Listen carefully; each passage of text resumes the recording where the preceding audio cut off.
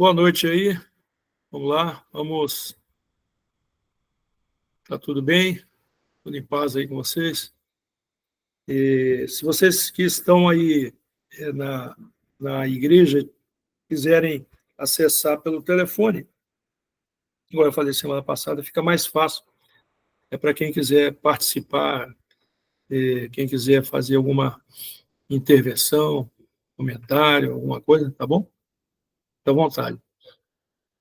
Vamos dar continuidade, né, ao assunto da psicogeografia. Deixa eu colocar aqui a nossa apresentação.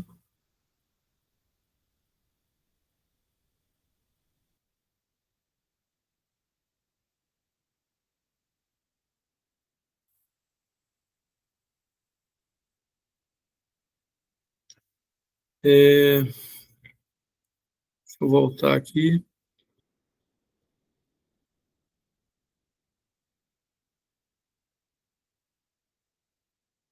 Está aparecendo bem aí para vocês aí?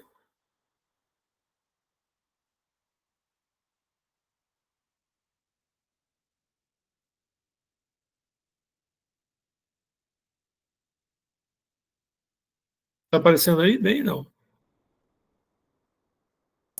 Tá sim. Tá, né? Então tá bom.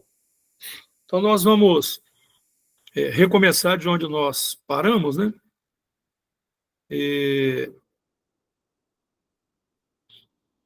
Nós estávamos lá em Romanos 12, né?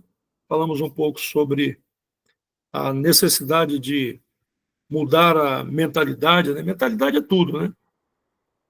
Mentalidade é tudo.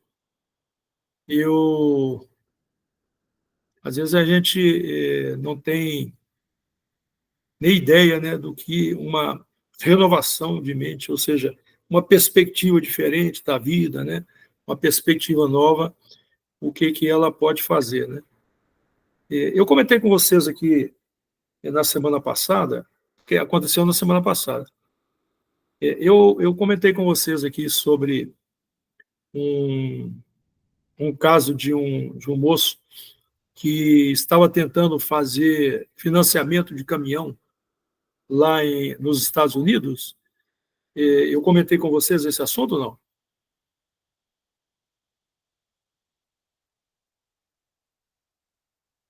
Alguém me dá um retorno aí. Eu cheguei a comentar aqui, uma pessoa que estava com dificuldade de financiar caminhão. Não me recordo, não, pastor. Tá bom. Então é porque eu não falei. Então, na semana passada, eu estava olhando aqui um YouTube, estava contando a história de um brasileiro. Ele foi para os Estados Unidos, tem 17 anos que ele foi para lá.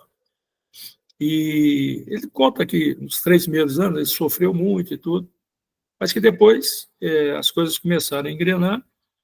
Ele começou a trabalhar de motorista de caminhão, carreteiro, né? E então ele falou que aprendeu o serviço e tal, e aí conseguiu juntar um dinheirinho, deu entrada e comprou um caminhão usado e tal.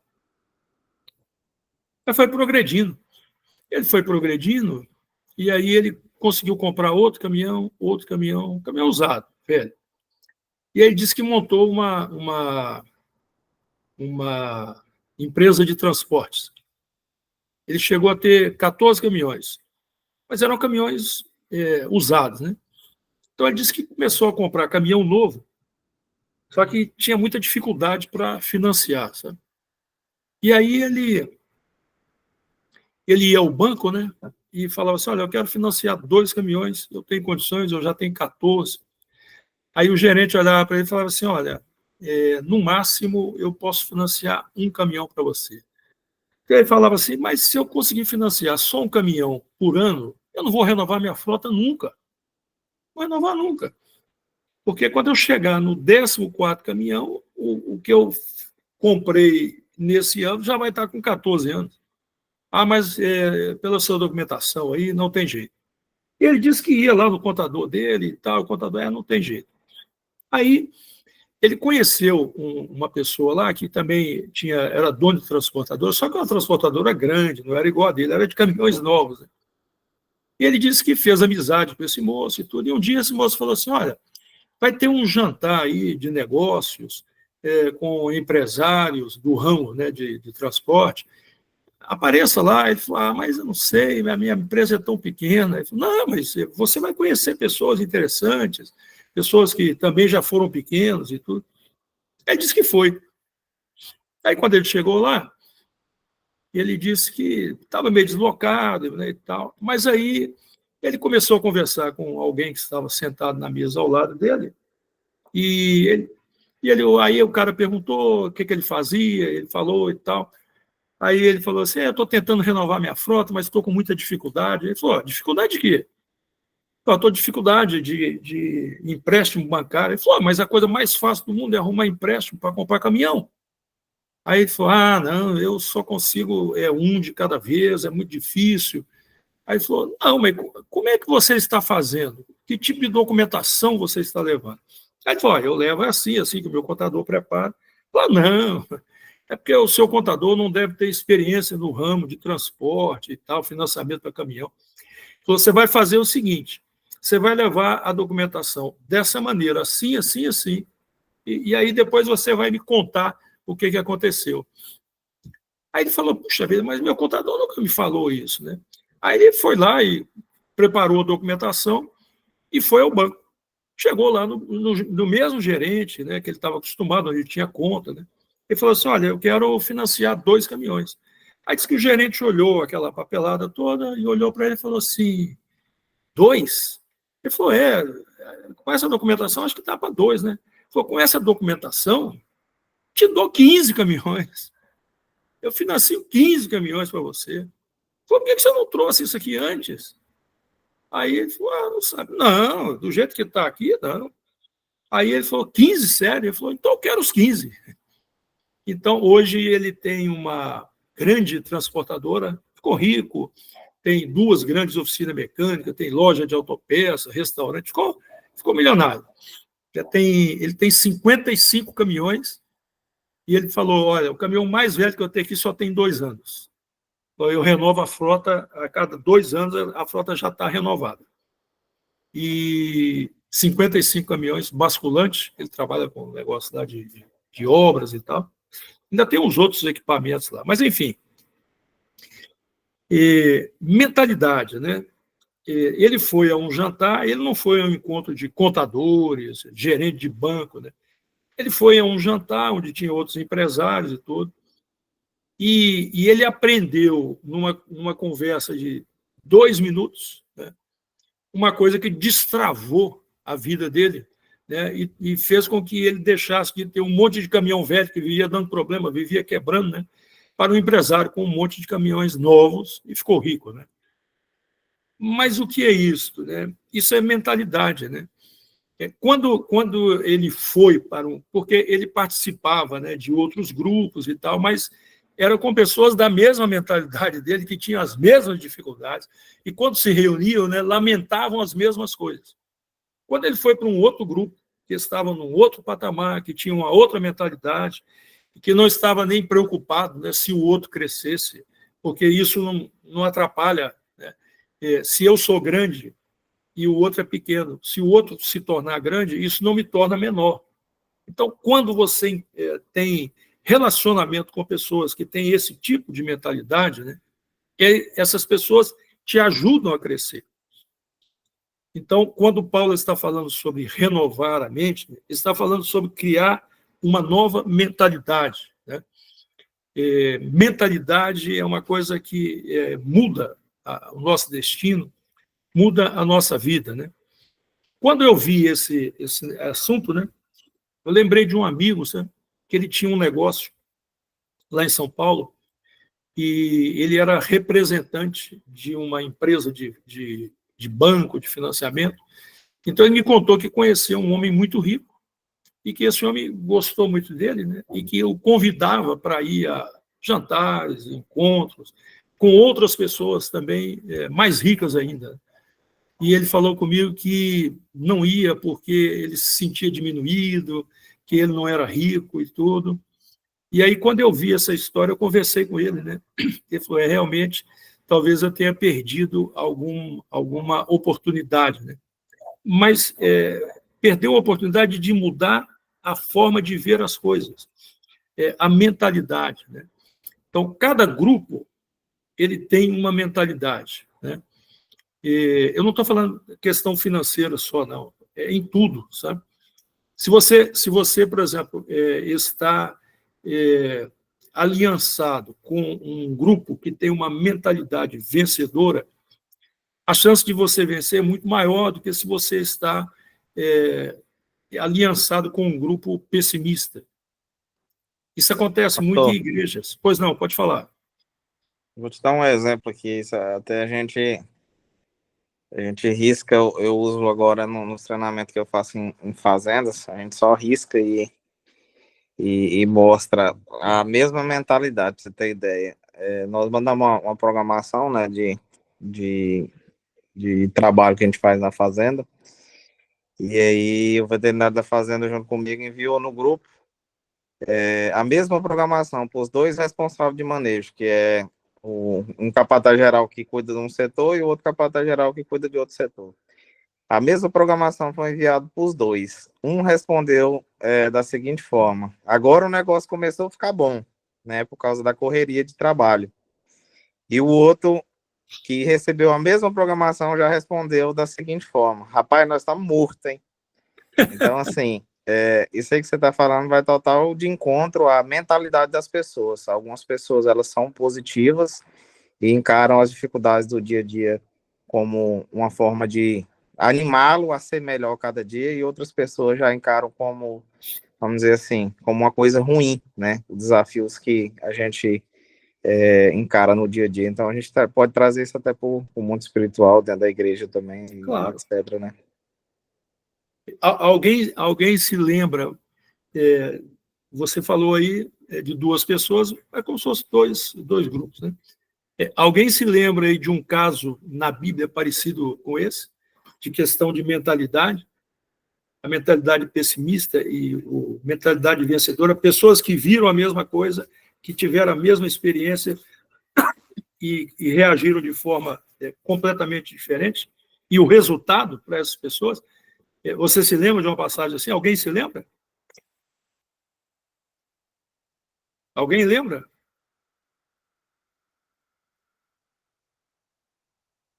Alguém está lembrado aí? Lá no início, lá no deserto. Por ele é ruim demais. Hein? Pastor, eu não sei se bem assim, mas assim, na parte de Ló, né? Mas mais para frente um pouco. Mais De para Ló frente, também. De Ló é interessante também. é interessante porque ele vê o lado melhor e ele opta por ir, né? Ele vai para Sodoma e Gomorra. Mas veja bem, é interessante. A mentalidade de Ló, né, era uma mentalidade imediatista, né? Ele, em vez de confiar na promessa de Deus, ele, não, eu estou vendo ali é que é bom, né? Realmente, essa é boa. Mas tem uma outra passagem que foi decisiva para o destino do povo inteiro. Você lembra? A travessia do mar? Oi? A travessia do mar? Não. Eu vou abrir aqui. Quando Moisés mandou os espias. Sim. Moisés mandou quantas pessoas espiar a terra? Quantas pessoas Moisés mandou? Alguém lembra aí?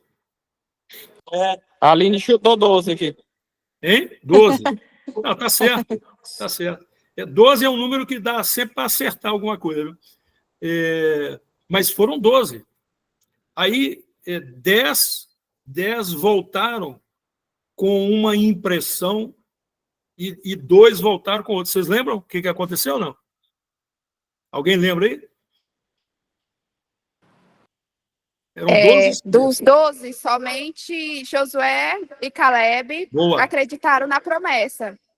Pois Porque eles viram, por mais que lá era terra de gigante, as frutas eram tudo grande, eles não tiveram medo. E os outros ficaram com medo. Pois é, Dá estrelinha para elas. Pode falar. Os outros desencorajaram o restante do povo, né? Pois é, os 10 viram o quê? Os 10 viram dificuldades, né?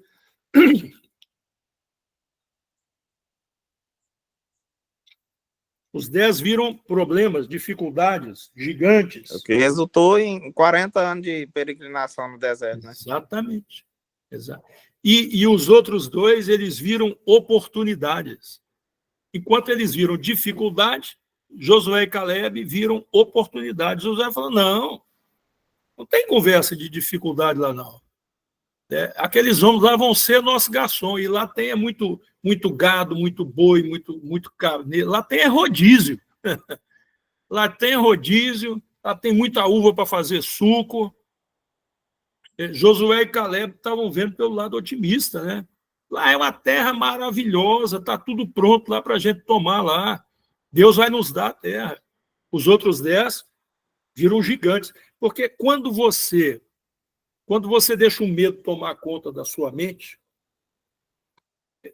tudo você vê um gigante. A adversidade fica sempre maior. Quando você é otimista, você vê o problema sempre reduzido. Ele parece que está sempre menor, né? Conclusão, aqueles 10 não entraram na terra. Josué e Caleb entraram. Isso é uma questão de mentalidade, sabe? Josué e Caleb, eles estavam com a mente voltada para a promessa de Deus. A mente dele não estava em conformidade com a vida terrena, com as limitações. Eles falavam, não, Deus vai nos entregar na nossa mão. Ou seja, uma mente de fé, né? Uma mentalidade de vitória. Muito interessante, né? Mentalidade é uma coisa que nós precisamos sempre renovar. Nós precisamos sempre atualizar. É como um aplicativo, né? Se não atualiza, daqui a pouco ele não funciona, né? Não tem mais utilidade, né? Se eu estou com a mente atrasada, ela não está atualizada. Então, o que aconteceu com muitas igrejas, né? Muitas igrejas que já foram igrejas avivadas. A Igreja Metodista do Brasil, né? Vou dar um nome aqui. A Igreja Metodista do Brasil é uma igreja considerada tradicional hoje. Alguém conhece o símbolo da Igreja Metodista do Brasil, aquela tradicional? Alguém aí conhece? Não? Ninguém conhece? Não. É uma cruz com uma chama descendo sobre a cruz. Uma chama de fogo. Essa chama é porque John Wesley, que fundou o metodismo, né? John Wesley teve uma experiência pentecostal, uma experiência carismática. A experiência pentecostal é a partir do século XX que fala, né? Mas uma experiência com o Espírito Santo muito forte, né? Ele foi batizado com o Espírito Santo. Ele teve quando ele conheceu os morávios que oraram por ele, influenciaram a vida dele. Ele era um pastor anglicano. Então ele teve a experiência que ele denominou de coração aquecido. Coração aquecido. Então, o metodismo, né, ele nasce com essa chama pentecostal. Porque lá em Atos fala, né, que línguas como de fogo, né, sobre eles. Então, o pentecostalismo sempre é o carismático, né, os movimentos, porque teve outros movimentos que não são chamados de pentecostais, como os quáqueros, por exemplo, os morávios, né, e o metodismo, né, o nazareno, também da Igreja Nazarena, que é uma grande lá em Campinas. Mas a Igreja Metodista, né, era uma igreja de dons espirituais. O metodismo, né, como movimento. Né? E hoje é uma igreja considerada uma igreja histórica, uma igreja fria, né? Uma igreja de Sardes, né, que tem nome de que vive, mas está morta. Né? Por que essas coisas acontecem? Né? É porque a pessoa ela vê o mover de Deus, aí ela tira uma foto. É como se ela pintasse um quadro. Ó, esse é o mover de Deus. Aí ficaram 200 anos olhando para aquele quadro e achando que aquilo é o mover de Deus. Não. O mover de Deus é como o nome já diz, é um mover. Ele é contínuo. Ele não para, né? A Bíblia diz lá em Gênesis, o Espírito de Deus se movia. Deus é um Deus que se move. Então, se você quiser entender o mover de Deus, não é olhando para aquilo que ele fez há 200, 300 anos, porque hoje ele está fazendo algo novo. Então, se você para no tempo, não, o mover de Deus é só aquilo. Você vai perder o mover de Deus, porque o Espírito ele continua movendo, renovando. Então, precisamos ter mente avivada. Mente renovada é mente avivada, não mente envelhecida.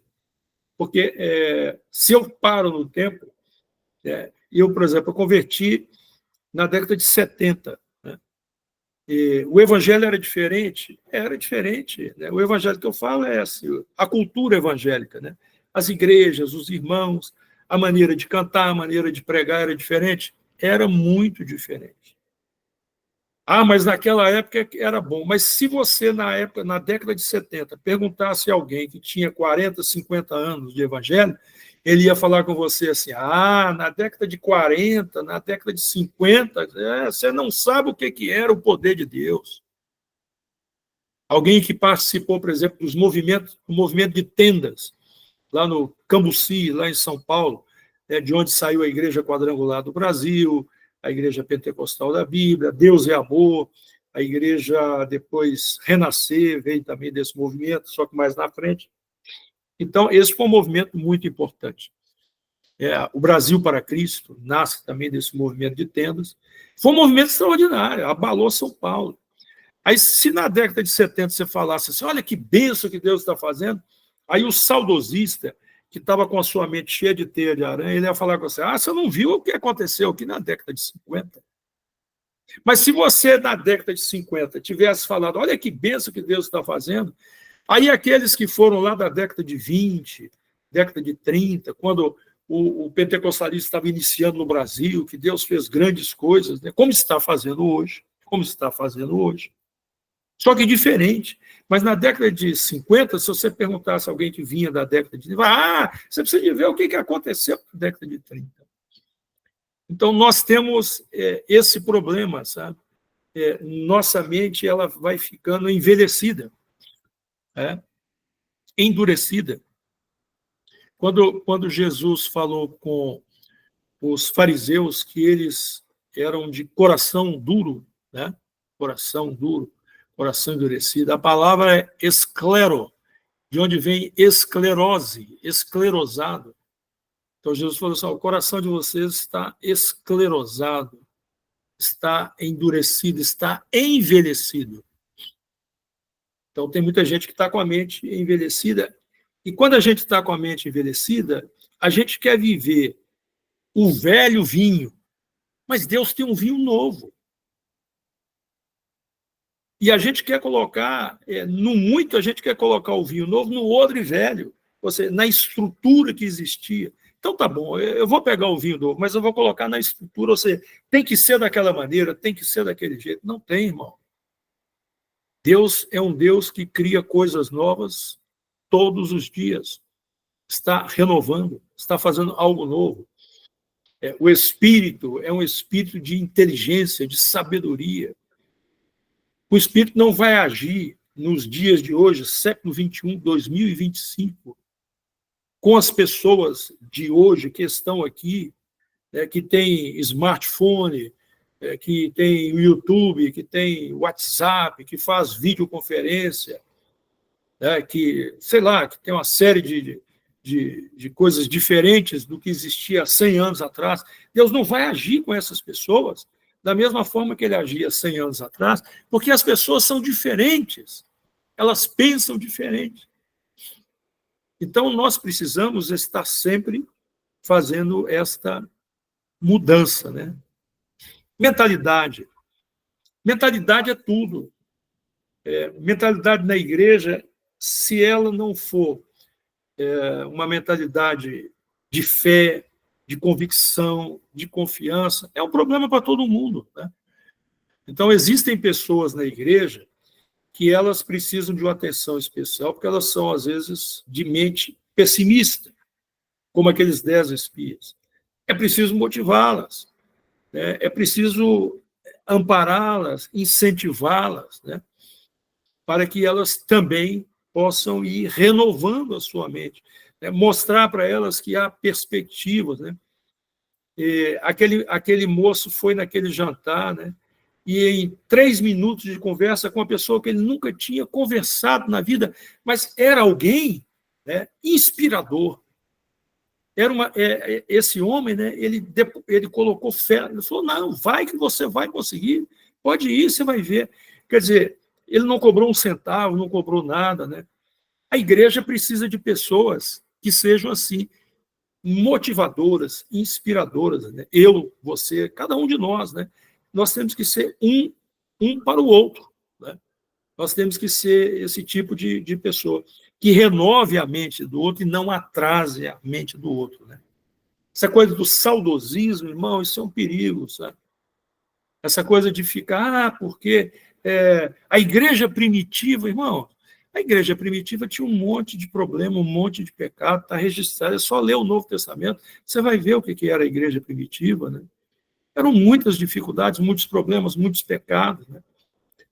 Não existe, sabe, em nenhum momento da história houve, sabe, uma igreja pura, uma igreja extraordinária, uma igreja sem pecado. Nunca existiu, né?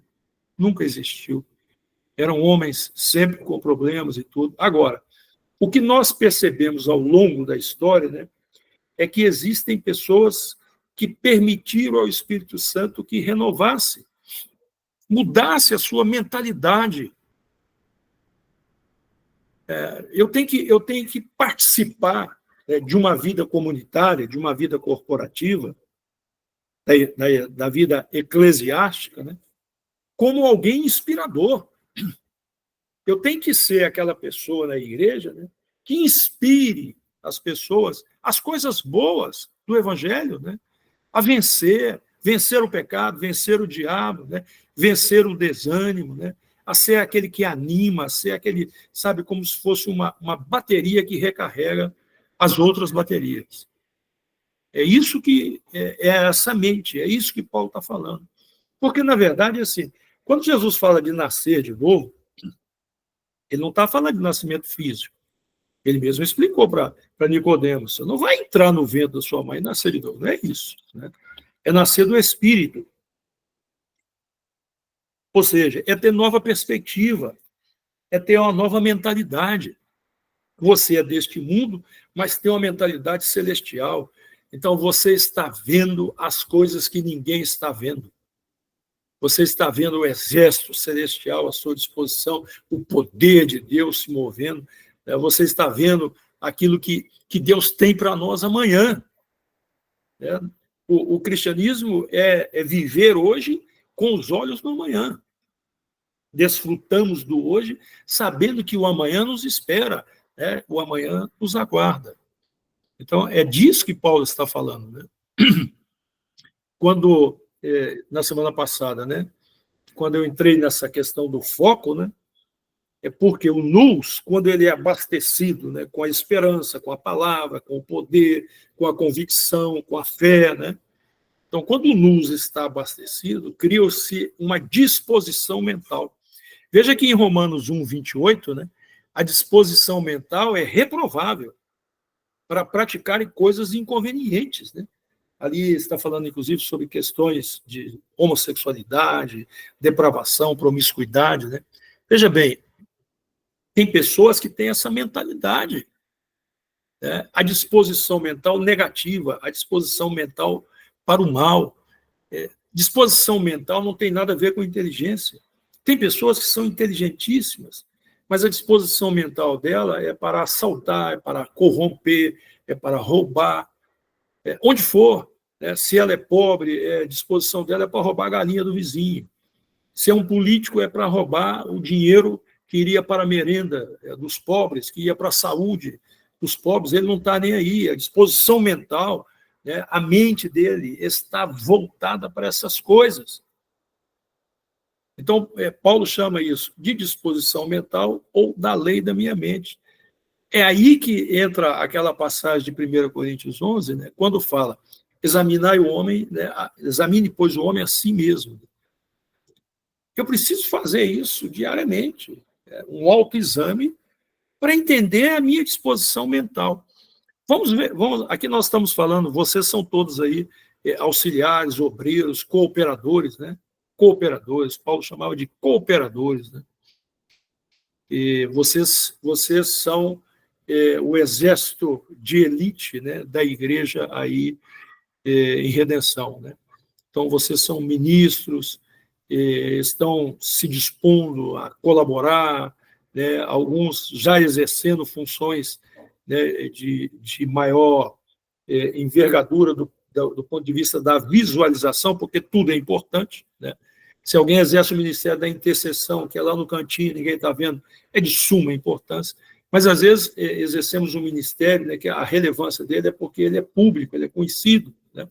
É alguém que prega, é alguém que ensina, né? Então, é alguém que está fazendo algo visível, né?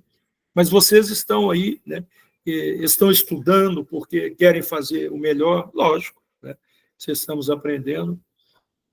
Nós que temos esta responsabilidade de cuidar do rebanho, né, do Senhor, nós precisamos estar sempre arguindo, fazendo este autoexame, né, para saber qual é a minha disposição mental. Porque eu preciso chegar na igreja com a disposição mental de Cristo. Porque eu preciso que a mente de Cristo seja dominante sobre a mente do Solon. Como é que eu chego na igreja? A minha disposição mental é o quê? É para criticar, é para julgar, ou é para cooperar, é para colaborar? Fé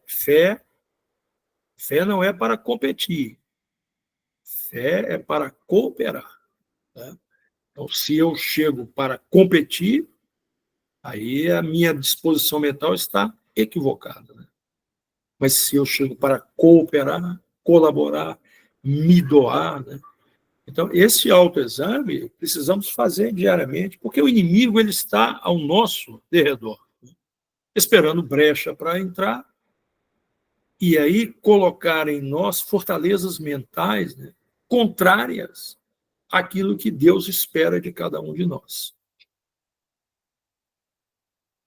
Esse é o foco, né?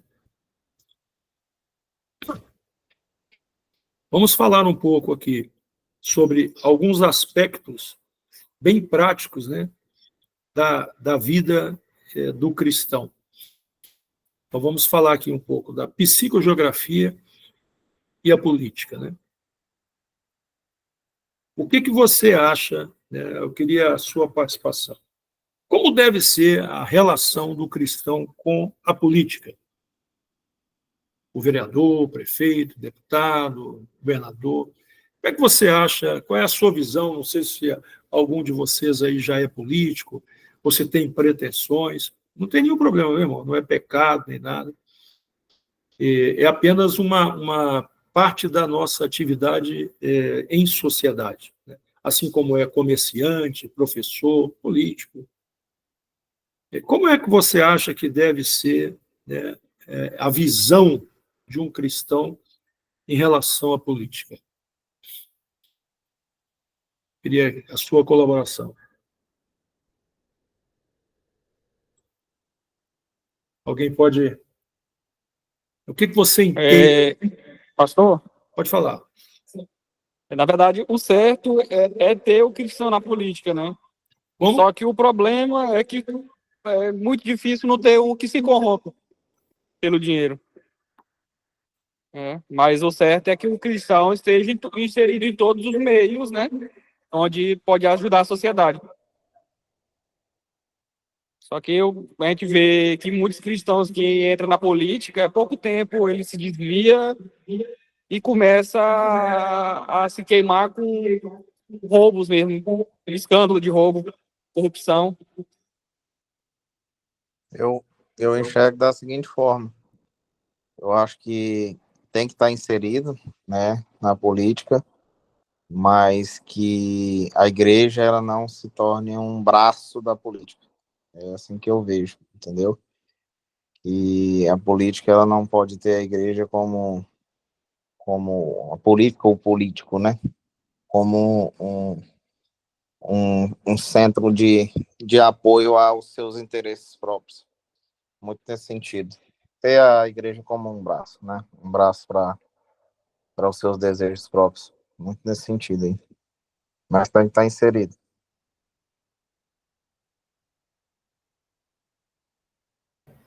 Às vezes a igreja O, acaba. pastor, Pois não. o Giovanni comentou algo aí que realmente, assim, a gente preza muito e luta muito por isso. Ah, vamos apoiar o candidato tal. Vamos, vamos. O pastor Jurandir, ou o apóstolo, ele não vota, não. Quem vota é o Jurandir. Então, assim, na nossa igreja, até as pessoas falam assim: ah, mas vai trazer fulano de tal? Vai, pode vir à vontade. Ele senta lá no banco, lá na cadeira, igual todo mundo está sentado. Você vai dar espaço para ele falar lá no altar? Bom, possa ser que hoje eu posso errar e pecar e fazer isso, mas até hoje nunca fiz e nem pretendo. Qual é a minha visão? Ó, que tal o candidato fulano de tal, ou tal pré-candidato independente, e comenta a respeito. Ah, é o seu candidato? Beleza, é meu candidato. Me fala, ó, tá aqui o meu candidato. Não. Ali quem está no altar, no meu entendimento, é o líder espiritual, ou seja, é o pastor, é o apóstolo, que seja, mas se vai dar oportunidade para poder comentar, fazer algum comentário, falar, não, na minha visão, não.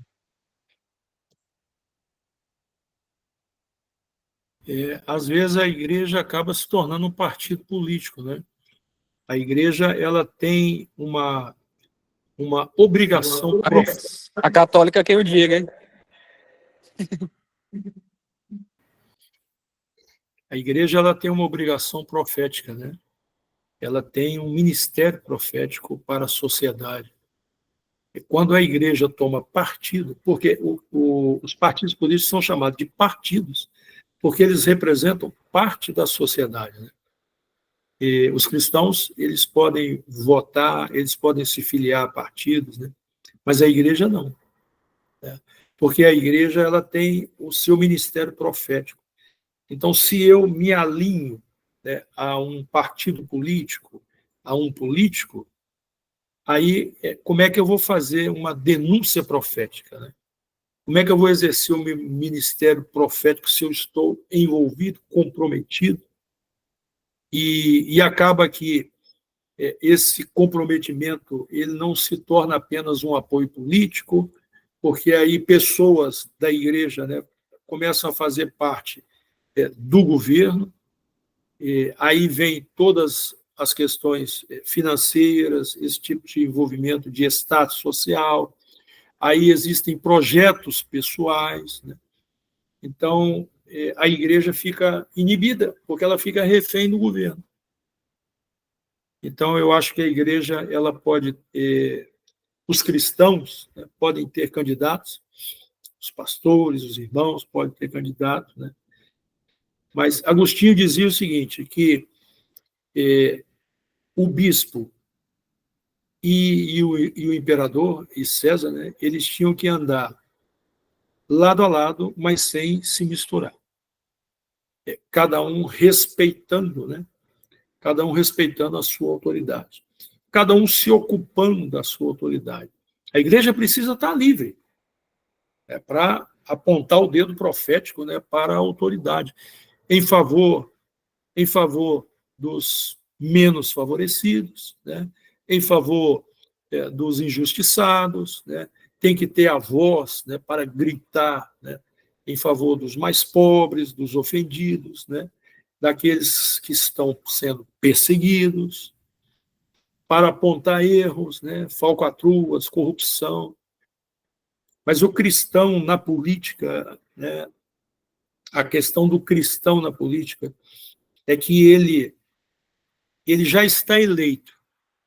Antes de entrar na política, ele já foi eleito, porque ele está em Cristo, né? Ele está naquele que já foi eleito.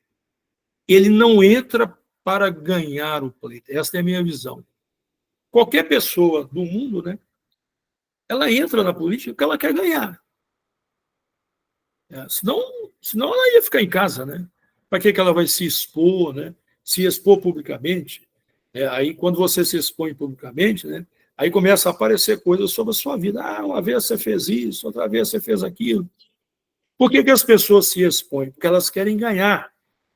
Por que elas querem ganhar, né? Porque elas enxergam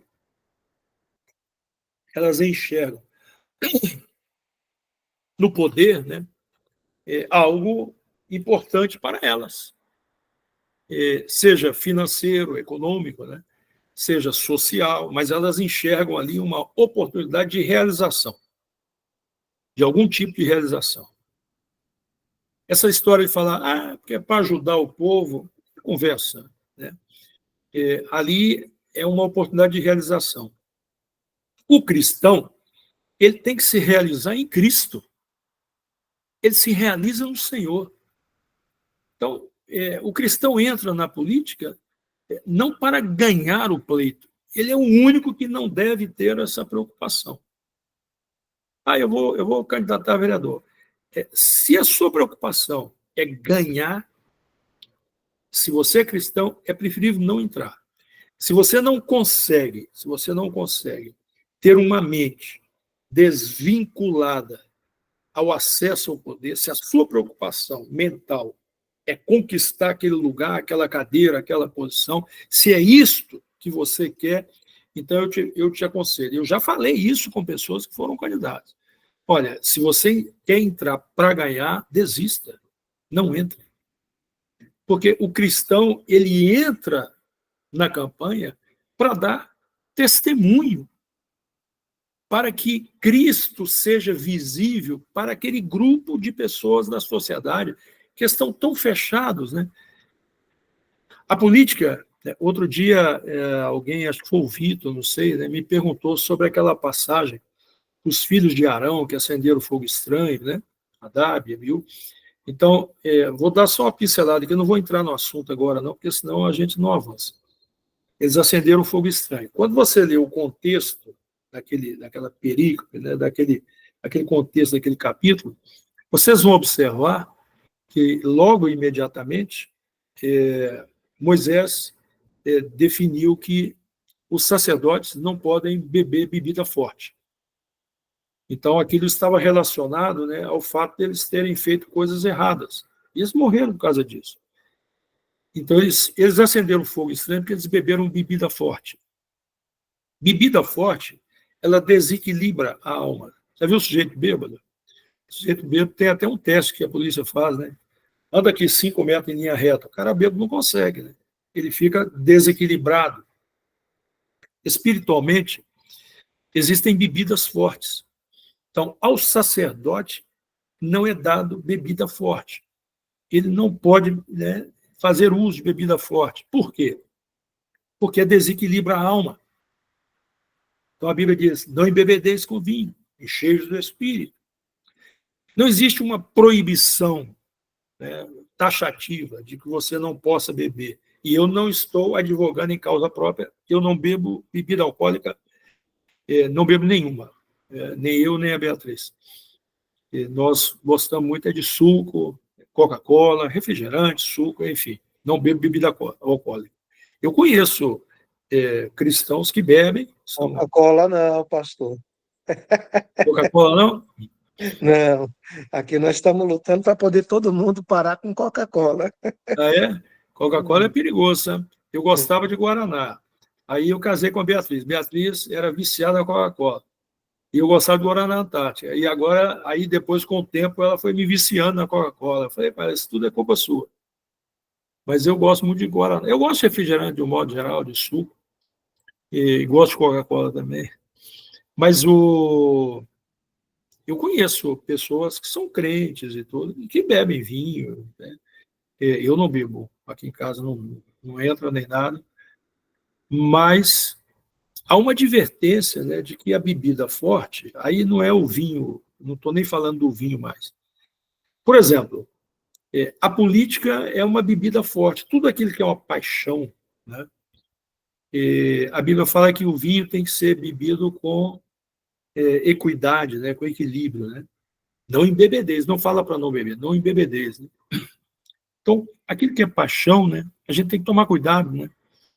Esses dias nós vimos lá em Pernambuco, né? Briga de torcidas organizada, foi uma coisa, uma barbárie, foi uma barbárie o que aconteceu. Um homem foi estuprado na rua. Né? Um homem foi estuprado na rua. Por quê? O futebol é uma paixão. Toda paixão é uma bebida forte. Religião é uma bebida forte.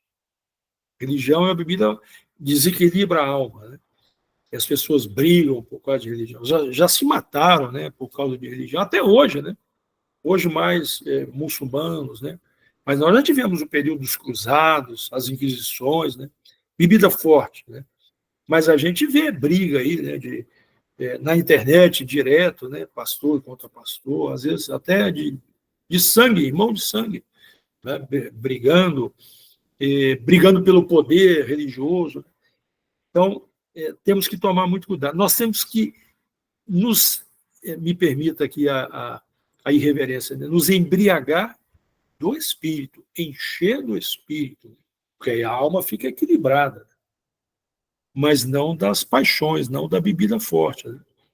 A política é bebida forte, né? O ano que vem a bebida forte vai estar nas esquinas das ruas do Brasil inteiro, os tonéis distribuindo gratuitamente, e as pessoas vão embriagar de novo e vão começar a brigar. É Bolsonaro, é Lula, é não sei o que, direita, esquerda, né? Então é o seguinte, nós temos que criar uma atmosfera propícia para a aceitação dos valores bíblicos ao influenciar o mundo, né, com o poder do testemunho da vida cristã no meio político.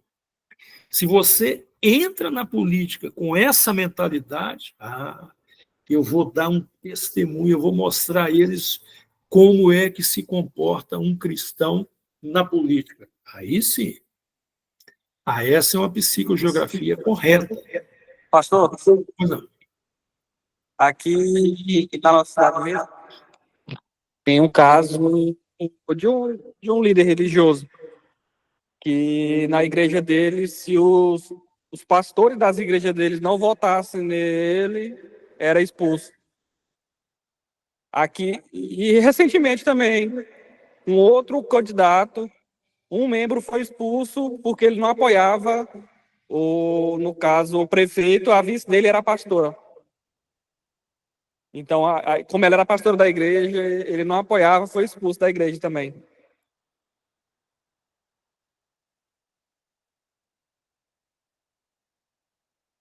Perdão, ele estava com a alma desequilibrada.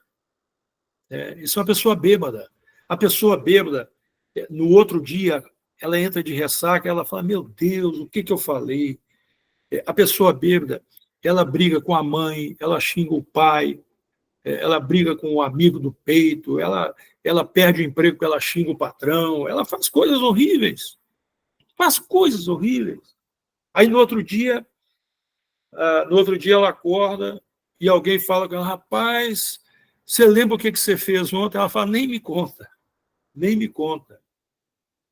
Aí a pessoa, não, eu te contar, você fez. Não, eu não acredito que eu fiz isso. Fez. A pessoa, quando está bêbada, ela está desequilibrada.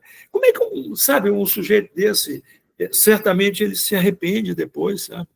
A não ser que ele se torne um alcoólatra, né, desse tipo de bebida, né? Um inveterado, né? Fique o tempo todo bêbado. Aí precisa de alguém chacoalhar o cara, né?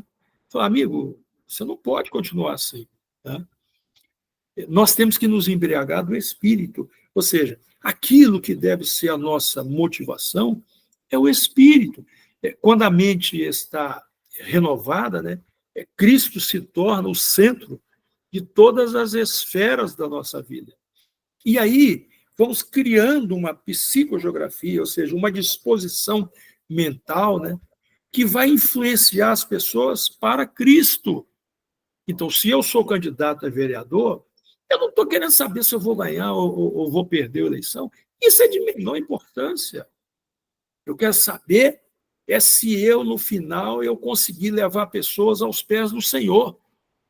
Se tem alguém que fala assim, rapaz, você perdeu a eleição, mas você é crente mesmo, hein, rapaz? Você anda de acordo com aquilo que você prega.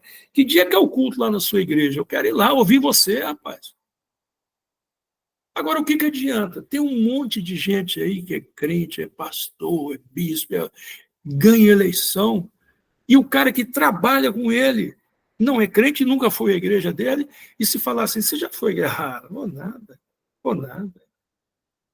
Ele não consegue, ele consegue se eleger, mas ele não consegue criar, né, uma psicogeografia envolvente, uma atmosfera, né, que faça com que os seus auxiliares olhem para ele e falem assim, rapaz, a sua vida é sobrenatural, hein? A sua vida é uma vida... Você está compreendendo? Vocês estão compreendendo? O crente não entra para ganhar. Ele entra para ganhar almas, para influenciar as vidas, as pessoas. Mais alguma coisa? Podemos seguir? Podemos seguir? Senão daqui a pouco termina. Pode sim. Ficou claro? Tá ficando legal essa coisa essa compreensão de como vivemos, né?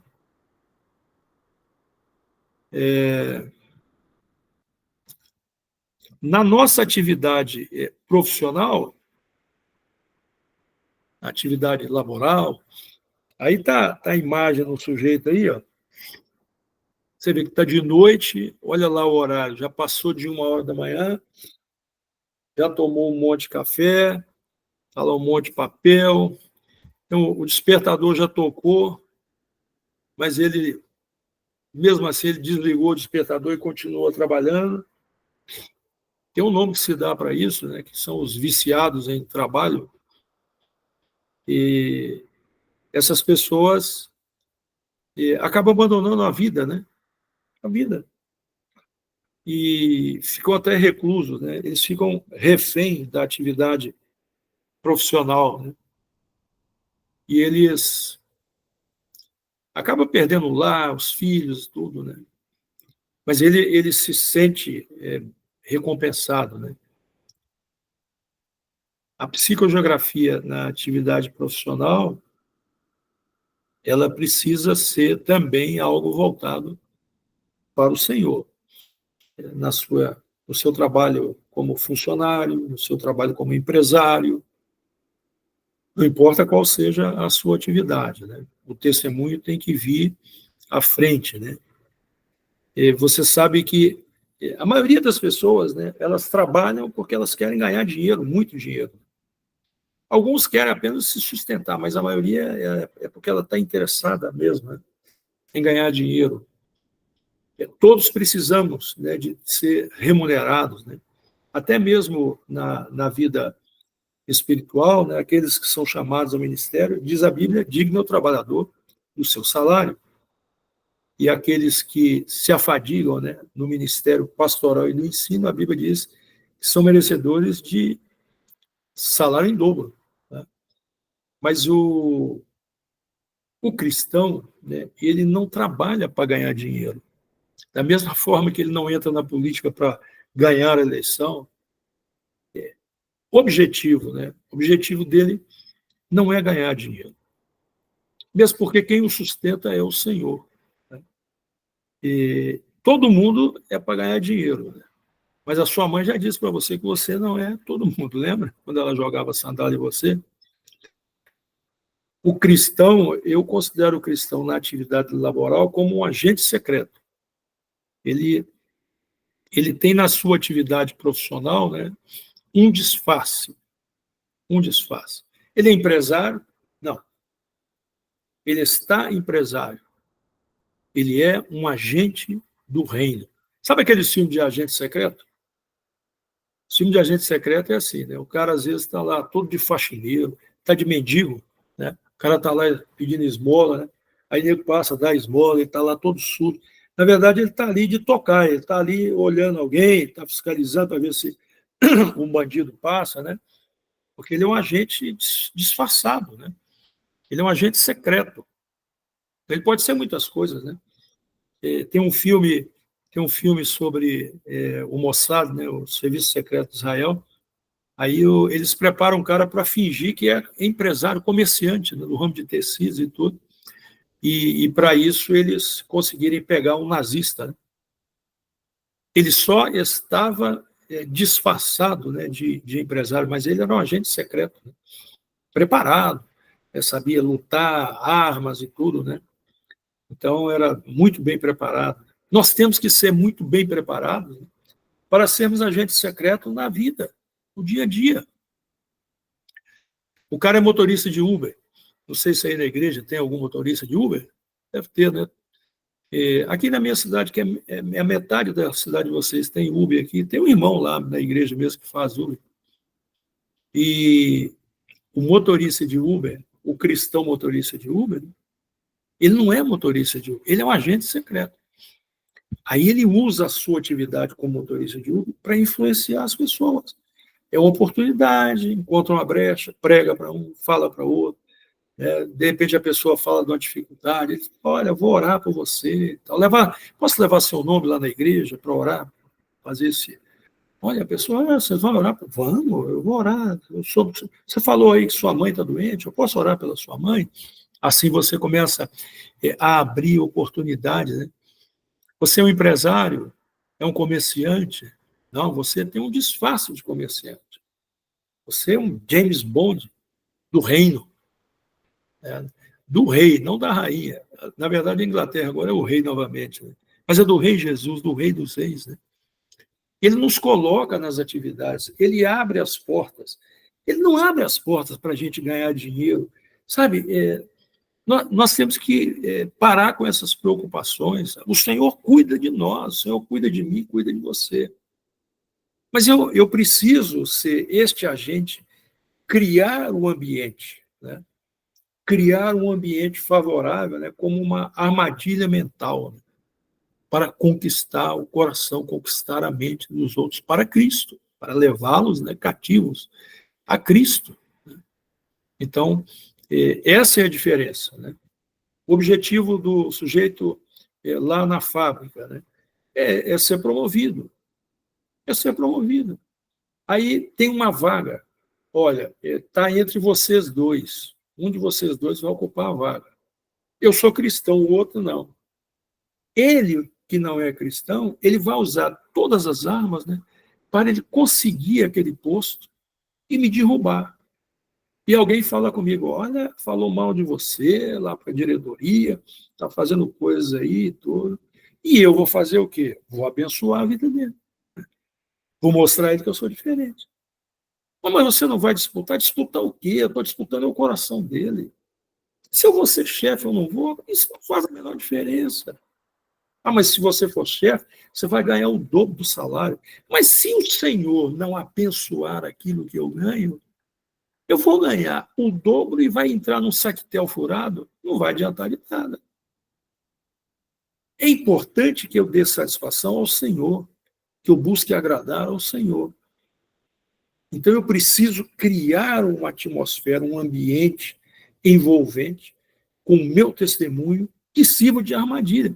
O cara fala assim, rapaz, esse cara não é possível, é muito cinismo. Eu soube que ele está orando por mim, ele está me abençoando. Diz que ele falou bem de mim até para o diretor. O diretor foi falar com ele que eu falei mal dele, mas que ele falou, deve ter sido um momento assim, de fraqueza, eu gosto muito dele. Tal. E assim, eu tenho que envergonhar o diabo que atua na vida das pessoas. E aí as pessoas vão olhar para mim e elas vão falar, não é possível, esse cara tem alguma coisa diferente. Eu não posso ter na minha atividade laboral o mesmo comportamento do homem do mundo. Qual que é a psicogeografia do sujeito do mundo? Beligerante, alta competitividade, de disputa, é um ambiente hostil, ele cria um ambiente hostil. Você não pode nem aproximar, é cheio de espinhos, é cheio de, sabe? São valetas, trincheiras que ele cria para se proteger. torpedo que ele lança, porque ele está combatendo, né? Ele vê no outro o inimigo. E nós que somos cristãos? Aí nós criamos o quê? Uma psicogeografia, né? Não de espinhos, de flores, perfumadas, de facilidades. Nós não construímos, abrimos trincheiras, nós fazemos pontes, né? Pontes com relacionamento, com bondade. Olha, eu soube que a sua mãe está doente, eu posso ir lá no hospital, junto com o pastor da minha igreja, para orar por ela? O quê? Orar pela minha mãe? Não, nós já estamos fazendo isso na igreja. O quê? É verdade? É verdade. Aí alguém fala assim, é verdade sim, eu vi no Facebook, eles estão orando pela sua mãe. O cara vai enlouquecer, o cara vai enlouquecer. Porque a sua atmosfera, a sua psicogeografia, aquilo que você criou, é completamente diferente. Irmãos, nós precisamos avançar no evangelho de influenciar pessoas. São os chamados montes. O monte do trabalho, da educação, da política. Nós precisamos influenciar as pessoas que estão nesses montes e trazê-las para Cristo. Está compreendendo? Está compreendendo? Alguém me diga aí. Fala aí, Vitor. Fala alguém aí. Essa é a diferença. Em Colossenses 3:23, Paulo diz assim, enquanto alguém abre aí o microfone, em tudo que fizerem, trabalhem de bom ânimo, como se fosse para o Senhor e não para os homens. Trabalhem de bom ânimo, como se fosse para o Senhor e não para os homens. Trabalha, qualquer tipo de trabalho, empresarial, que for, é como se fosse para o Senhor. Vamos lá, vamos seguir? Alguém vai contribuir? Bom, então vamos lá. A psicogeografia no esporte. Né? Tem até um grupo, né, que chama Atletas de Cristo. Tem um trabalho maravilhoso. Maravilhoso. Aqui no Brasil, esse grupo começou com um goleiro do Atlético chamado João Leite. E o João Leite é um irmão batista lá de Belo Horizonte. Ele jogou no Atlético da década de 70, 80, acho que até 90. Se não me engano, ele é o jogador com mais jogos com a camisa do Atlético. E ele também se uniu a um outro chamado Alex Dias Ribeiro, que era um piloto. Ele pilotou Fórmula 1, e eles fundaram Atletas de Cristo. Hoje é uma instituição grande. E o João Leite tinha uma coisa muito interessante. Depois eu vou ver se eu acho no YouTube, se tem, e vou mostrar para vocês. Ele tinha uma estratégia muito legal, sabe? Todo jogo, ele levava uma Bíblia e dava de presente para o goleiro do outro time. Na década de 70, nós tínhamos, sei lá, 6%, 5% da população, 7% no máximo evangélica. Hoje somos mais de 30%. Né? Era um grupo muito reduzido. Né? Mas o João Leite, ele tinha uma estratégia interessante. Né? Ele levava a Bíblia, né? E antes do jogo começar, ele atravessava o campo. Sabe? Eles pediam o juiz só um minutinho. Ele atravessava o campo com a Bíblia e aí ele era filmado. A televisão mostrava, né? Estava todo mundo parado esperando, ele fazia de propósito. Né? Quer dizer, ele usou assim de sabedoria, né? Porque mais do que dar a Bíblia para o outro goleiro, né? Ele estava mostrando, né, para todos aqueles que pudessem ver pela televisão, né? Milhares, milhões de pessoas, né? Que aquilo que ele estava fazendo, uma Bíblia, chamando a atenção para a Bíblia. Né? Olha, uma Bíblia, o jogador lendo a Bíblia, o jogador é crente. Era uma época em que você tinha um número muito reduzido, né? E ter celebridades, pessoas. Hoje não, hoje tem mais celebridades do que anônimos na igreja. Hoje todo mundo é celebridade com esse negócio de YouTube, né? Instagram. Mas ele deu um testemunho muito lindo ao longo da sua vida. Há muitos anos atrás, eu fiz um curso para escritores na editora Betânia, lá em Venda Nova. Essa editora parece que fechou.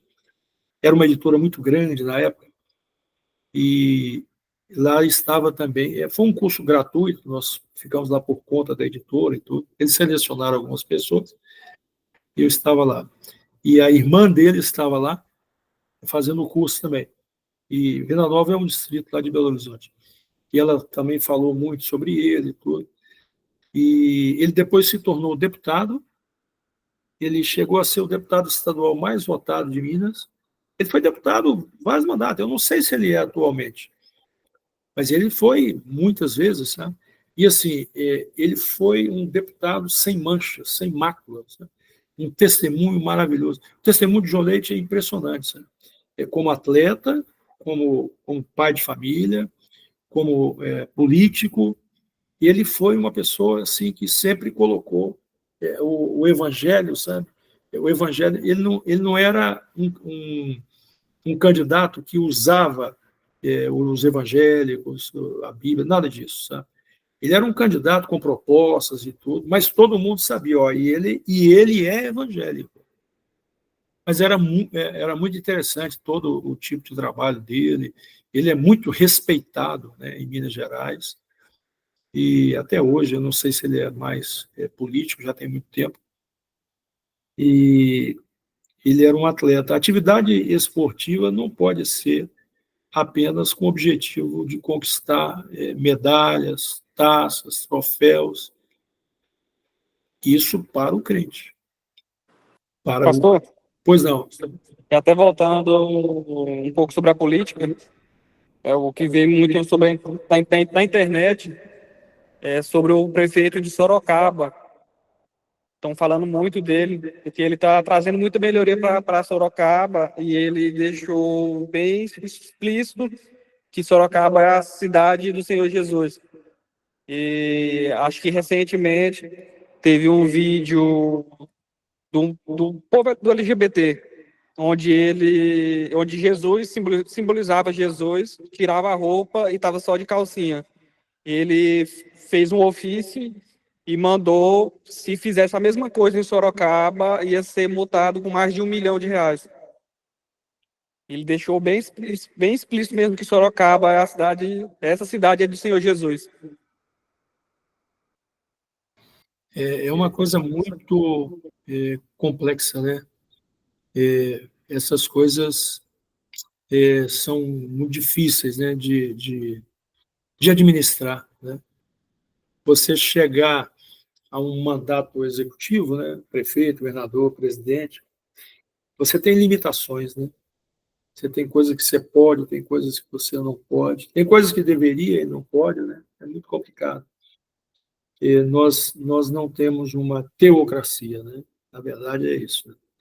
Mas aquilo que pode deve ser feito, né?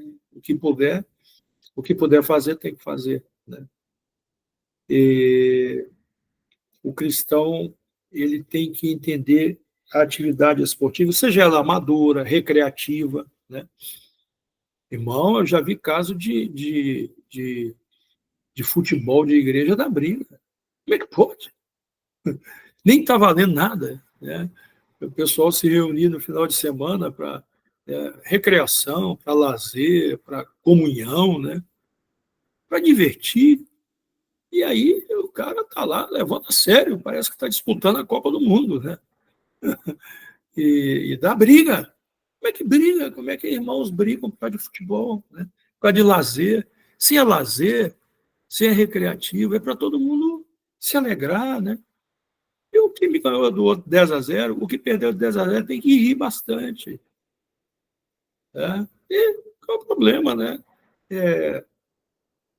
Mesmo que seja, né, um esporte profissional, claro, se é profissional, tem que ser profissional, tem que levar a sério, tem que fazer as coisas de forma correta, né?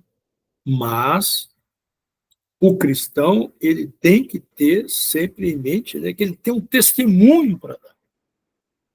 Ele tem um testemunho para dar. Ele tem que saber o vocabulário que ele pode usar, ele não pode se deixar contaminar pelo ambiente. Ele que tem que influenciar o ambiente. Ah, ele fala palavrão porque todo jogador de futebol fala palavrão. Não, você não fala palavrão. Você tem que, de tal maneira... Olha, um dia eu estava vendo uma reportagem de um cara, um jogador do Manchester United. É um time muito grande lá na Inglaterra, um dos maiores lá. E o Cristiano Ronaldo já tinha jogado nesse time, o CR7, né, Cristiano, aquele português. Muito famoso, né? Acho que todos aí conhecem. Mas ele tinha ido para o Real Madrid e tal, e depois ele voltou. Quando ele voltou, a segunda vez que ele voltou, aí eu vi uma reportagem, né, de um jogador que jogou com o Cristiano lá no Manchester United. Ele falou, rapaz, quando o Cristiano foi para o Manchester United, nessa segunda vez, o Cristiano, ele é um cara que se cuida muito. Então, por exemplo, ele não come doce. Nada que leva açúcar, ele não come. Ele não bebe refrigerante. Estou falando aí de Coca-Cola. Ele não bebe refrigerante. Ele só bebe suco natural, sem açúcar. Né? Não usa açúcar. Tem uma série de coisas lá que ele não come. Né? Diz que o prato dele é muito legumes, verdura, carne, não come amido. Eu não sei. Ele tem toda uma dieta, né, de profissional. Ele está com 40 anos ou mais, não sei, é o que mais faz gol aí, né? Ainda, né? Está jogando lá na Arábia Saudita.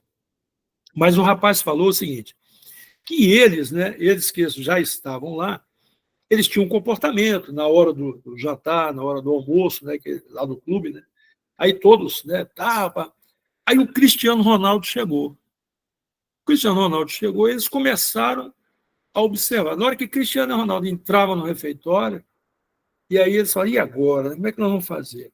Diz que o Cristiano Ronaldo fazia o prato dele e tal, que ficava todo mundo olhando e falava assim, puxa vida. E aí ficavam envergonhados. Aquilo que ele comia de sobremesa, aquilo que ele bebia, porque ele não comia nada que fosse gorduroso, nada que atrapalhasse a vida de um atleta. Estão compreendendo? Estão compreendendo? E aí isso, sabe, isso se tornou uma dificuldade para os outros. Os outros ficaram constrangidos. Ele falou, rapaz, por fim ninguém mais comia açúcar. Falei, o pessoal estava comendo escondido. Ele falou, o pessoal comia escondido. Ele disse que o Cristiano Ronaldo não falava nada. Mas a presença de um cara que já ganhou não sei quantas bolas de ouro, já ganhou não sei quantos campeonatos importantes, ele chegava e aquilo constrangia os outros, né? Ele era um exemplo, né? Ou seja, ele cria uma atmosfera, a sua personalidade, tudo. E ele fez com que os caras mudassem a dieta. Profissionais, altamente remunerados, né? Não estamos falando aqui de um time de juvenil, de garoto, não. Eram homens que ganham muito dinheiro e tudo, que já estavam lá, né? Homens que jogam por seleções e tudo. Né? Mas o Cristiano Ronaldo os constrangeu e eles mudaram a dieta. O cara falou, ele mudou a dieta de todo mundo. Por fim, já nem servia mais doce lá, nem nada. Quem comia, comia escondido em casa. Por que um cristão não pode fazer isso? Por que um cristão não pode, pelo seu comportamento, né, pela sua atitude e outra, né, uma vida de oração, de unção, com a presença do Senhor? É claro que nós podemos. Você muda a atmosfera do ambiente. Isso é criar uma psicogeografia bíblica. Mas isso só se faz com testemunho. Lembram que eles falavam de Jesus? Que eles se maravilhavam da sua doutrina porque ele ensinava com autoridade. Não como os fariseus, mas como com quem tem autoridade. Eles viam autoridade porque eles viam o testemunho, né? A maneira como o Senhor se comportava. Né? E aquilo favorecia. Né? Aí ele criava um ambiente. Né? Quando você não tem autoridade, não adianta, você vai começar a gritar. Você vai ter que gritar, gritar, gritar. Porque as pessoas não vão te ouvir, nem gritando. Quando você tem autoridade, você não precisa gritar. Você não precisa gritar. Você fala e as pessoas vão parar para te ouvir. Então, o esportista cristão, ele precisa usar o esporte como meio para influenciar pessoas ao Evangelho, divulgar o Evangelho e seus valores, né? Ele tem que praticar de forma limpa, de forma cordial, como testemunho da sua fé, para que brilhe a sua luz entre os homens. Isso é a psicogeografia no esporte, seja no esporte amador, recreativo, profissional, seja ele que for, né? A nossa competição é pela alma do outro, é pelo coração do outro. A nossa competição envolve o testemunho. Vamos lá, que já está quase na hora, vamos ver se a gente começa essa parte aqui e a gente termina ela hoje, né? Agora nós vamos falar sobre a família, né?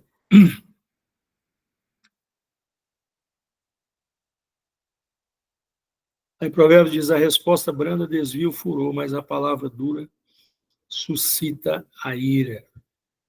Em família, os maiores dilemas, as maiores discussões, os maiores problemas, é porque as pessoas discutem para saber quem é que está com a razão. O cristão tem que construir uma atmosfera como embasamento bíblico. A meta tem que ser essa. Tem que haver um embasamento bíblico para construir um ambiente saudável, um ambiente salutar, né? É preciso ter algumas questões, por exemplo, autoridade espiritual. Efésios 6. Efésios 6, se quiser pode abrir a Bíblia aí. Efésios 6, 1 a 4. Autoridade espiritual. A criação dos filhos é como uma disciplina com autoridade, ou seja, dando o exemplo. Nada é mais irritante que pedir ao outro para fazer justamente aquilo que nós não fazemos. Então lá está escrito, pais, não irriteis os vossos filhos. Olha, eu sou crente, né? Eu sou pai de família. Se eu exijo do meu filho aquilo que eu não faço, eu só vou irritá-lo. Porque eu estou carecendo de autoridade. Tem pai que admoesta, você não pode mentir, não, mas ele cansa de ver o pai mentindo. Ele fala, você não pode mentir, não, menino. Aí o telefone toca, e atende e fala que eu não estou.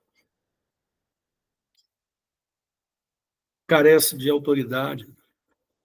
Irrita. Não irritei os vossos filhos. O ambiente tem que ser embasado biblicamente, tem que ser vivido, né, com autoridade. Tem que ser um ambiente de amor e pacificação. Colossenses 3, né, do verso 12 ao 14, fala sobre isso. A psicogeografia do lar, ela suplanta a geografia da casa, né? Nós não vivemos de acordo com o padrão da construção física da casa. A casa tem um padrão alto, né? Casa de alto padrão, casa de baixo padrão, uma casa de alto luxo, uma casa simples. Isso não interessa. O nosso padrão é sempre um só, é celestial. As nossas regras vêm de cima. Nós não vivemos de acordo, né, com a circunstância, a posição geográfica. É porque assim, o problema é sempre que eu vivo numa favela, eu vivo numa comunidade, eu vivo num bairro muito pobre. Se eu vivesse naquele bairro rico, aí o padrão seria outro, mas seria outro como? O padrão é bíblico. Não importa se a sua casa é uma mansão que vale milhões, ou se é um barraco, se é um casebre. O padrão é espiritual. O padrão independe. Jesus falou assim, o Filho do Homem não tem onde reclinar a cabeça. Então, o padrão, ele não tem a ver com a geografia física. É uma geografia espiritual. É a psicogeografia.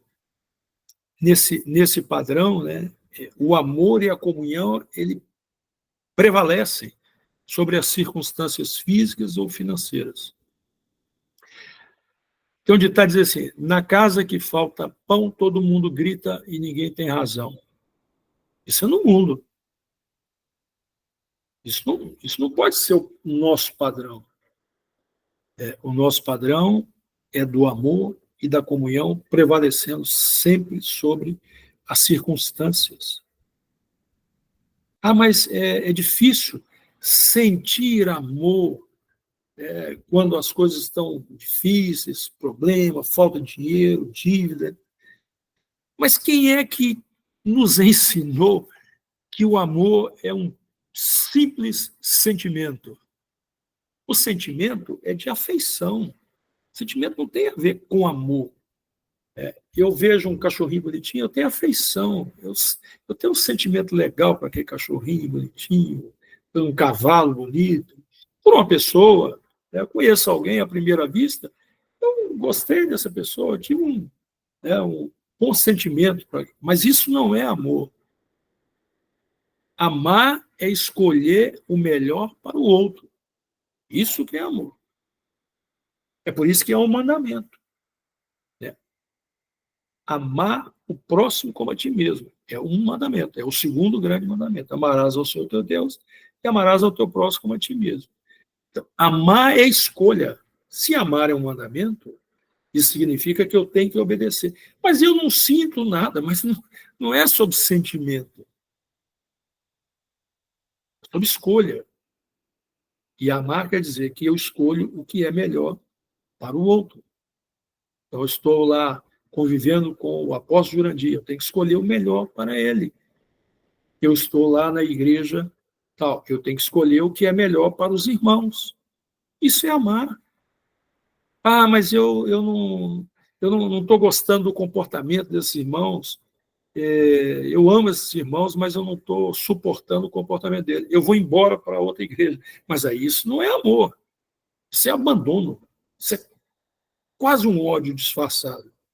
Se você ama, você tem que ser um com o outro. O amor tudo sofre. Quando eu digo que eu amo, eu preciso melhorar. Aquilo que eu acho que está ruim, eu vou tentar ajudar. Esse irmão é um problema para mim, eu tenho que amá-lo, eu tenho que ajudá-lo a melhorar. Então, dentro da família, é a mesma coisa. Eu tenho que fazer as escolhas. Eu tenho que fazer as escolhas para que a minha família seja uma família muito feliz. E, às vezes, eu tenho que perder com isso. Porque foi assim que Jesus me ensinou. É dando que se recebe. Porque se eu tenho perdas no processo, dessa construção, dessa geografia mental, dessa geografia espiritual, para alterar a alegria da família, o estado de felicidade da família, o padrão celestial que a família precisa ter, quando ela melhorar, isso vai refletir em mim. Quando eu melhoro o outro, eu melhoro a mim mesmo. Então, a família é uma contribuição de cada um para o ambiente, o padrão celestial ser estabelecido, independente do padrão geográfico físico. Não depende se é em Tocantins, se é no Pará, se é em Minas Gerais, se é nos Estados Unidos, se é na Inglaterra. Famílias insatisfeitas tem em todos os continentes. Tem lugar gelado, lugar quente, lugar pobre, lugar rico, cidades grandes, cidades pequenas. Casas luxuosas, casas simples. Agora, quando o padrão celestial instaurado naquela casa, aí a atmosfera muda. Mas amar é escolher o melhor para o outro. Amém? Amar, guarde isso. Amar é escolher o melhor para o outro. Vamos lá.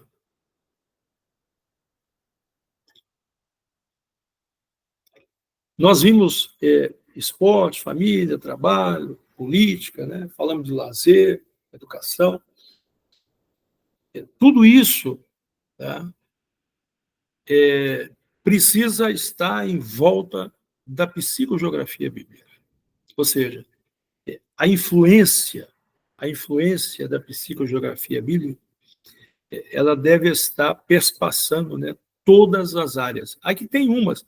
Você pode acrescentar outras que não estão aqui, tá? Você pode acrescentar outras.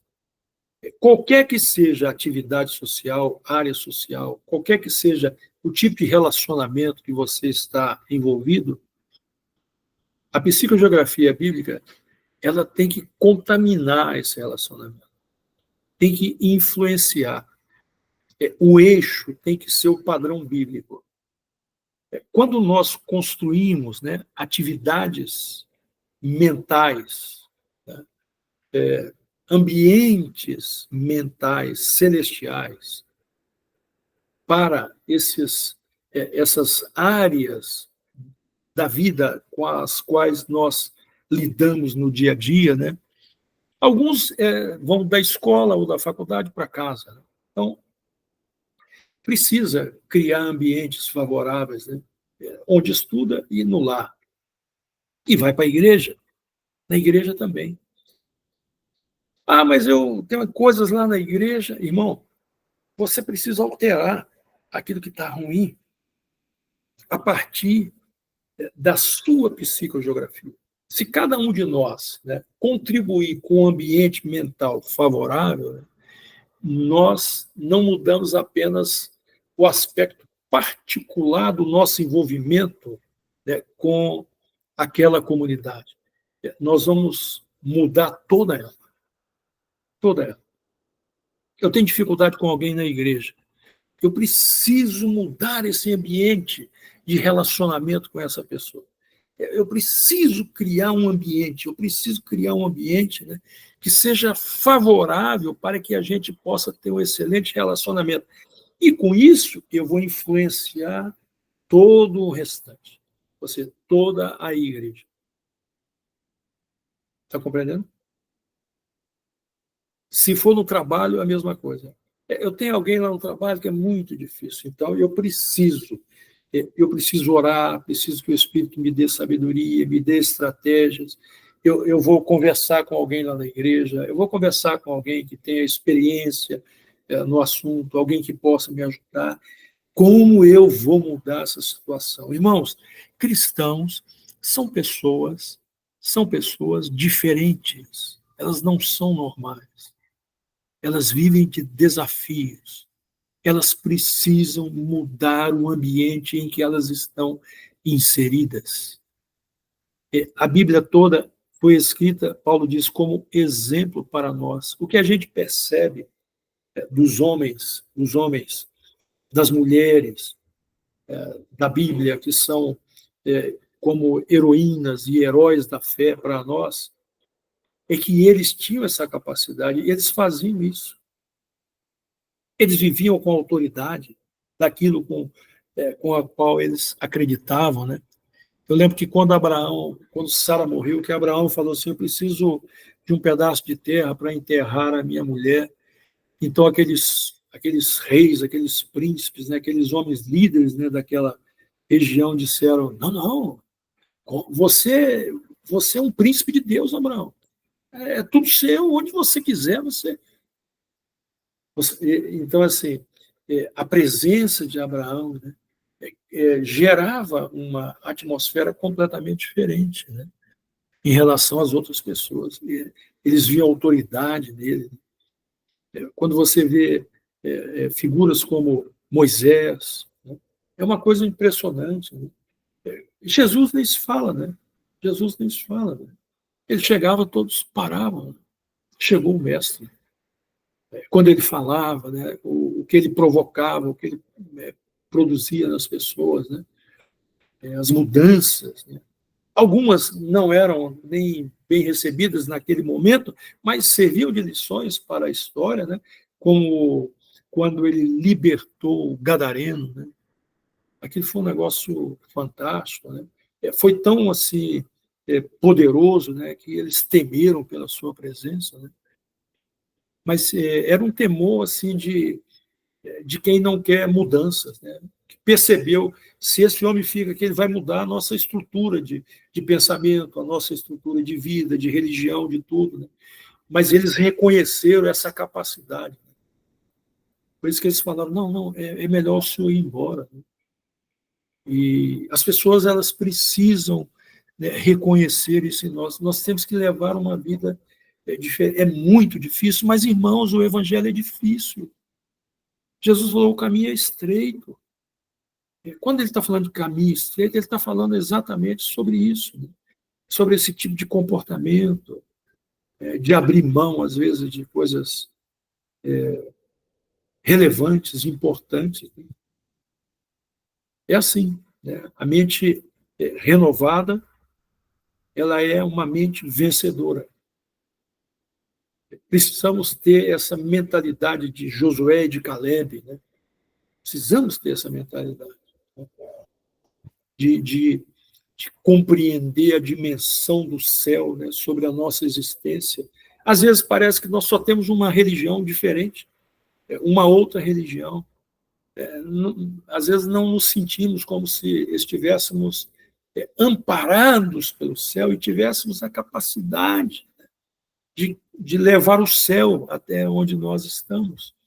Não, meu trabalho é só meu trabalho, a minha faculdade é só a minha faculdade, meu esporte. Não, você está em suas mãos, né, trazer o céu para essas pessoas. Colocar um ambiente celestial, né, naquele local, naquela atividade, naquela sociedade, naquela comunhão, naquela família.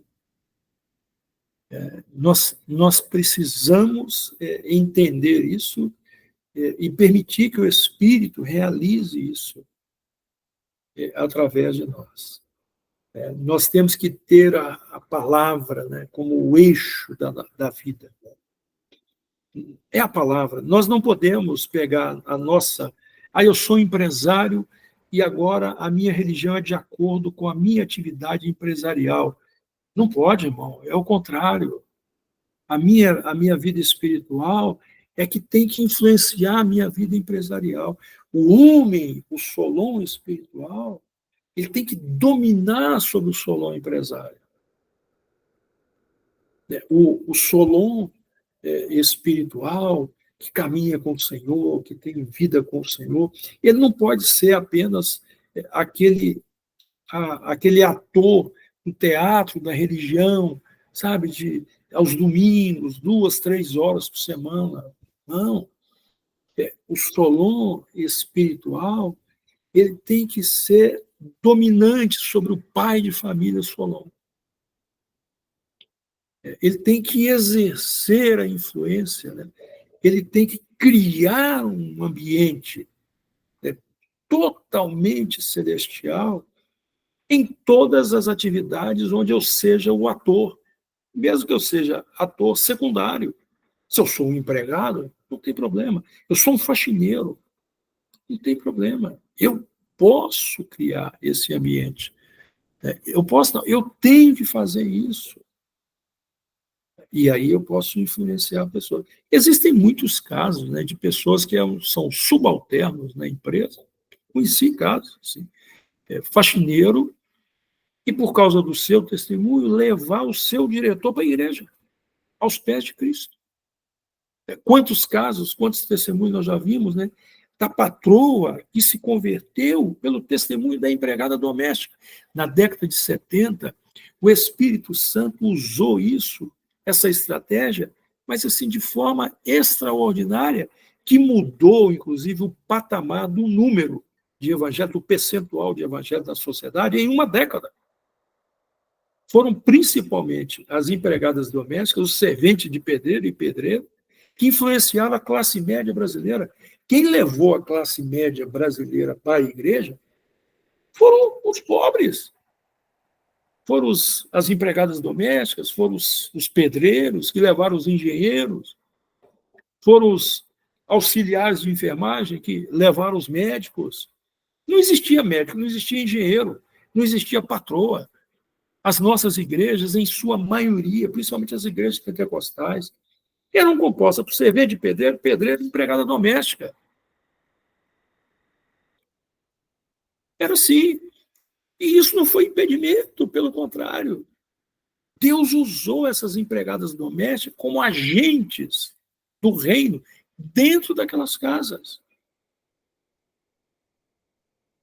E elas davam testemunho, as patroas diziam assim, nossa, tem uma empregada aqui que foi de Deus, sabe? Ó, não reclama, fica até tarde, é boazinha demais. Quer que eu arrume uma para sua casa? Lá na igreja dela tem. Essas crentes são assim, ó, são tudo bestinha, tudo bobinha. Daqui a pouco a patroa estava lá na igreja. Oh, glória, aleluia. Agora, se essas empregadas fossem ríspidas, mandona, porque o sangue de Jesus tem poder. Não.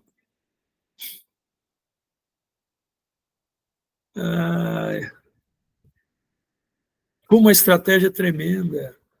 Quem converteu na década de 70, como eu, década de 80, assistiu isso. É impressionante. É necessário até escrever um livro sobre isso. A influência que as empregadas domésticas tiveram com as madames, com a classe média.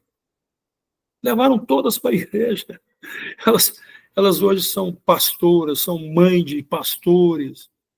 Então, todas, glória a Deus misturado com aleluia. As patroas achavam que elas eram bobinhas. Elas sabiam que eram agentes secretos. Glória a Deus. Estamos encerrando a nossa aula hoje, mas eu estou aqui pronto para ouvi-los. Estaria. Vocês hoje foram bem participativos. Hoje foi o dia que vocês participaram mais. Então, de parabéns. Queria ouvi-los mais um pouco. É tranquilo que daqui uns dias você vai ter que falar o seguinte, gente, cala aí que eu tenho que continuar a aula. Vamos lá. E aí? Que tal?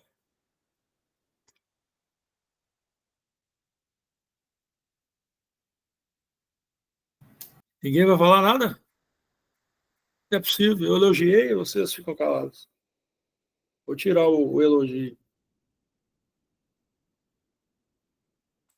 Bom, então vamos terminar por aqui. São 9h17. Já passou um pouquinho. Mas tá bom. Vamos.